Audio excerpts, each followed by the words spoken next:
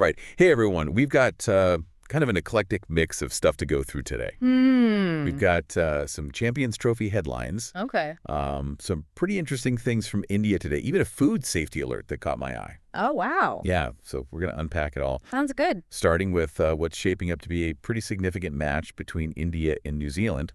All right. Then we'll tackle a controversial exam question Yeah.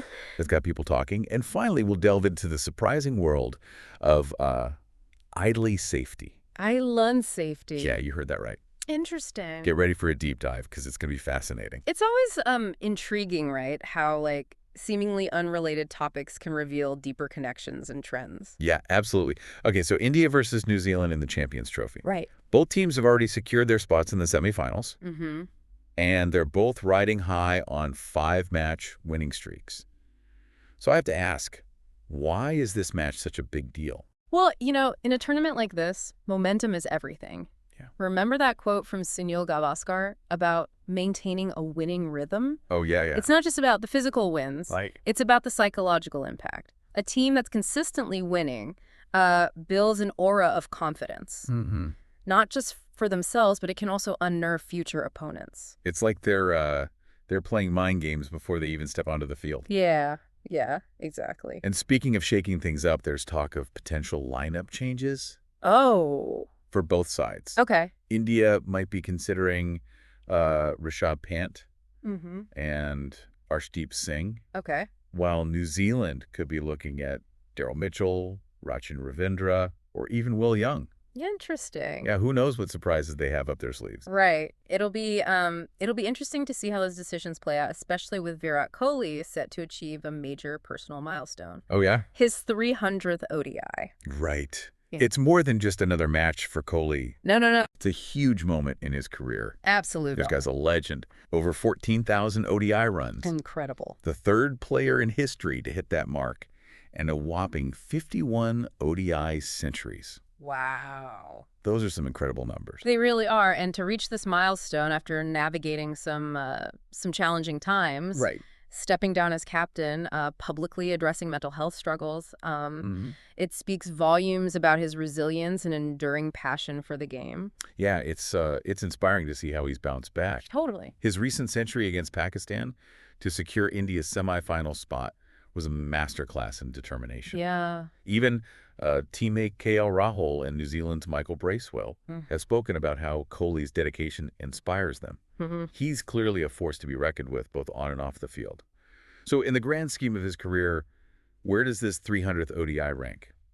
Well, it's I think it's a testament to his longevity, his ability to adapt and evolve as a player, Right. and his unwavering commitment to excellence. It's a moment for him to savor, Yeah. to reflect on a truly remarkable journey, and to prove that he's still at the top of his game on the international stage. Okay, let's switch gears now to something a bit more serious. Yeah. A controversial exam question that sparked a lot of debate in India. Okay. We're talking about Assam's Class 10 social science exam. And there's one question in particular that has people talking. It presents a hypothetical scenario. All right. A village hospital that offers free treatment exclusively to Hindus. Okay. Everyone else has to pay. Wow. Students are then asked to evaluate whether this aligns with India's commitment to secularism. That's a pretty loaded question, wouldn't you say? It certainly has sparked a heated debate. Organizations like the Assam Civil Society and various student unions have criticized the question, arguing that it's divisive and could potentially instill harmful biases in young minds. Yeah. They're concerned about the potential distress it could cause for non-Hindu students, and are calling for it to be removed from future exams. Yeah, it's like walking a tightrope between encouraging critical thinking Right. and potentially introducing harmful stereotypes. Exactly. On the other side, Assam's education minister, Ranoj Pegu, has defended the question, stating that the aim was to promote a practical understanding of secularism as enshrined in the Indian constitution. Okay. He's even mentioned that they're open to feedback and are considering changes to future exam standards based on the response. So where do you stand on this? Well, that's a good question. Is it a valuable exercise in analyzing real-world situations, or a dangerous way to introduce bias? I'm genuinely curious to hear your take on this. It's a complex issue with valid arguments on both sides. Yeah. What's crucial is to ensure that educational materials promote inclusivity and critical thinking Right. without perpetuating harmful stereotypes. The intent behind the question might have been good, but the execution and potential impact require careful consideration. Absolutely. It raises important questions about how we approach sensitive topics in education and how we ensure a balanced and inclusive learning environment for all students. Precisely. Education should empower students to think critically and engage with diverse perspectives while fostering a sense of respect and understanding. Well said. Okay. Okay, let's move on to something that might seem a little lighter at first glance, but it actually raises some serious concerns. Okay. We're talking about idli safety. Headlight safety. Now, I know what you might be thinking, idlis, those fluffy, steamed rice cakes. Yeah. What could possibly be wrong with them? It's not the idolists themselves that are the problem. Right. It's some concerning practices that have been uncovered in their preparation. You're right, the FSSAI. Okay. The Food Safety and Standards Authority of India has been conducting investigations in Karnataka. And what they found is pretty alarming. Some restaurants have been using non-food grade plastic sheets during the steaming process. Really? I mean, who would even think of that? Yeah, it's a concerning practice because those plastic sheets can leach harmful chemicals Right. like BPA and phthalates directly into the food. And those chemicals are linked to some pretty serious health problems. It's scary to think that something as seemingly harmless as idlis could be putting people at risk. Right. It highlights the importance of stringent food safety regulations and consumer awareness. Using non-food grade materials in food preparation is unacceptable and poses a significant risk to public health. The FSSAI tested 251 idli samples, Okay. and a shocking 51 of them were contaminated. Wow. That's over 20%. Oh my gosh. The Karnataka Health Department took swift action and banned the practice. Health Minister Dinesh Gundu Rao even took to social media to warn the public about the dangers. It's a good reminder to be vigilant about food safety, even in the most unexpected places. Absolutely. We often take for granted that the food we consume is safe. But this case highlights the importance of being informed and holding food vendors accountable for using proper materials and practices. It's about ensuring that the food we enjoy is both delicious and safe for consumption. Yeah, it's a good reminder that food safety is something we should never take lightly. Right, yeah. But hey, let's lighten things up a bit. Okay. We've got some fascinating headlines from India today that I think you'll find interesting. Right. It's like a quick snapshot of what's happening across India right now. Okay. From exciting new initiatives to, well, some not so smart decisions. Sounds good. Ready for a rapid fire round? Always up for a bit of variety. Okay, first up, some good news for Delhi residents and tourists alike. The city is launching a brand new eco-friendly cruise service on a 6-kilometer stretch of the Yamuna River. Oh, wow. That's wonderful to hear, especially given the environmental challenges the Yamuna has faced in recent years. It's encouraging to see efforts being made towards both revitalizing the river and boosting tourism. Right. They're using electric or solar-powered boats equipped with bio-toilets. Oh, wow. Talk about responsible tourism. Yeah. The cruises will run between Soni Vihar and Jagatpur, making 4 round trips daily, so you can enjoy a scenic ride without contributing to pollution. I think it's a fantastic idea. It's a great example of how urban development can prioritize environmental consciousness, Right. creating a symbiotic relationship between human activities and nature. Okay, next up is a story that's a little less inspiring Okay. and a lot more, well, head-scratching. All right.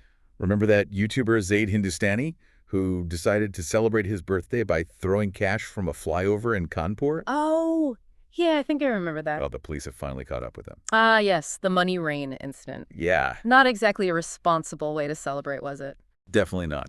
Zaid Hindustani withdrew $50,000 from his bank account. Okay. And then he and his friends started chucking 200 notes into the air from the Jajmal flyover. Really? All for a viral video, of course. What was he thinking? I know, right? It caused absolute chaos. Yeah. Traffic jams, people scrambling for cash, a whole mess. Wow. It's fortunate that no one was seriously injured in the commotion. Yeah, throwing objects from a flyover can have serious consequences, right? Yeah, It's not a game. exactly. The police have filed a formal complaint against him for endangering public safety. Makes sense. It really makes you think about the lengths people will go to for online fame, doesn't it? Yeah. And the responsibility that comes with having a large social media following. Right. It's a reminder that the pursuit of virality should never come at the expense of safety and responsible behavior. There's a line between entertaining content and reckless actions that can have real-world consequences. Okay, shifting gears now to some tragic news out of Tamil Nadu. Oh, okay. That unauthorized bull-chasing event near Vepanapalli ended in disaster. Oh, no. A 65-year-old man, Esarusan, was fatally gored by a bull. Oh, that's terrible. These unauthorized events are often poorly organized. Right. And lack proper safety measures, putting both participants and spectators at risk. It's a sad reminder of the dangers involved in these types of events. The bull charged into the crowd, and Mr. Rusin was seriously injured. He was rushed to the hospital, but sadly he didn't make it. The police are investigating the incident. And I imagine there will be a lot of discussion about the need for stricter regulations for these types of events. Absolutely. It's crucial to have proper oversight and safety protocols in place. Yeah. Especially when animals are involved. On a brighter note, let's talk about cricketer Karun Nair. Okay. Remember him? Yeah. He scored that incredible triple century for India. Oh, yeah. Back in 2017. Well, he's been making a strong comeback in domestic cricket this season. Yes, I've been following his progress. He's been putting up some impressive numbers. In the Ranji Trophy final, he equaled V.S. Laxman's record of 9 centuries in a single season. Wow. And he's been racking up runs in the Vijay Hazare Trophy as well. It's great to see. People are starting to whisper about a potential return to the Indian national team. Yeah, his dedication and hard work are definitely paying off. It's a testament to his talent and determination that he's been able to achieve this level of success after facing setbacks in his international career. It's a great story of perseverance. Yeah. And proving yourself all over again. Yeah. Okay, one last headline before we move on. Right. This one's a bit of a political hot potato. Okay. Tamil Nadu is refusing to implement the National Education Policy, the NEP 2020. Okay.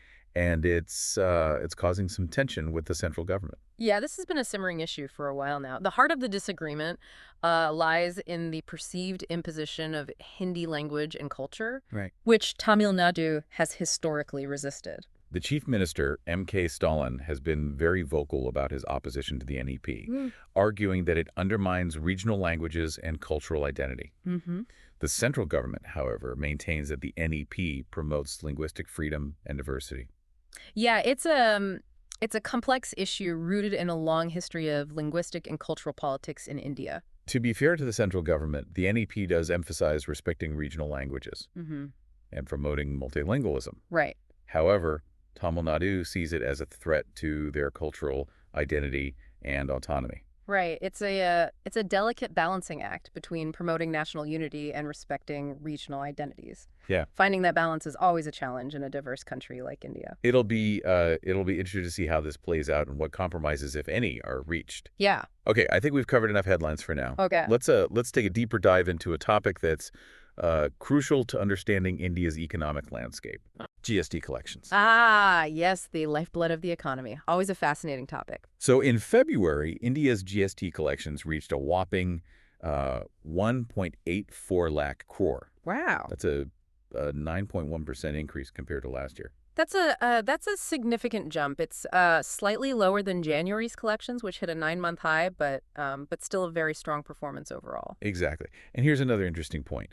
Domestic GST collections saw a 10.1% jump, Okay. while GST on imports grew by 7.2%. That suggests a growing emphasis on self-reliance in domestic production, which aligns with the Atmanirbhar Bharat initiative. Right. The Atmanirbhar Bharat initiative, or Self-Reliant India, is essentially a policy framework aimed at boosting domestic manufacturing and reducing reliance on imports. It encompasses a range of measures from financial incentives to infrastructure development, all geared towards making India a global manufacturing hub. It's a bold vision. Yeah. And these figures suggest it might be gaining traction. Indeed, this focus on domestic production can have long-term benefits. Right. for the Indian economy, including job creation, increased innovation, and reduced vulnerability to global supply chain disruptions. We get this, even refunds, including those for exports, increased by 15.8%. Wow. That indicates that Indian businesses are becoming more competitive on the global stage. Right. It's a sign that India is carving out a larger role in international trade. Mm-hmm. Indian products and services are gaining recognition for their quality and competitiveness. It's all pretty impressive, especially considering the current global economic uncertainties. Mm-hmm. India seems to be holding its own and even thriving in some areas. Absolutely. It's a testament to the resilience of the Indian economy and the effectiveness of government policies in navigating challenging times. Yeah, it really paints a positive picture It does. of India's economic prospects, doesn't it? Yeah, it's a good reminder that even amidst global uncertainty, India has the potential for significant growth and progress. Okay, so we've explored Kohli's incredible journey, grappled with a complex societal debate, and even uncovered some surprising food safety concerns. And let's not forget that whirlwind tour of headlines from eco-friendly cruises to the complexities of the NEP. And finally, a look at India's promising economic indicators. We've covered a lot of ground today. We have, yeah. And it's fascinating, right, how these seemingly disparate topics actually reveal interconnected threads, Yeah. running through Indian society, individual achievements, societal challenges, economic dynamics, and India's evolving role on the global stage. You're right. It's like we've pieced together a mosaic of contemporary India, its aspirations, its complexities, and its dynamism. Okay. But before we wrap up this deep dive, I have one final thought for you to ponder. Okay. We often compartmentalize our lives: sports, politics, food, finance. But what if we started looking for the connections between them? How might that change our understanding of the world around us? That's a powerful question. It encourages us to break down those mental silos and embrace a more holistic perspective, to see the interconnectedness of events Yeah. and how seemingly small things can have ripple effects across society. Exactly. So keep exploring, keep questioning, and keep connecting those dots. You never know what fascinating insights you might uncover. Until next time, happy learning.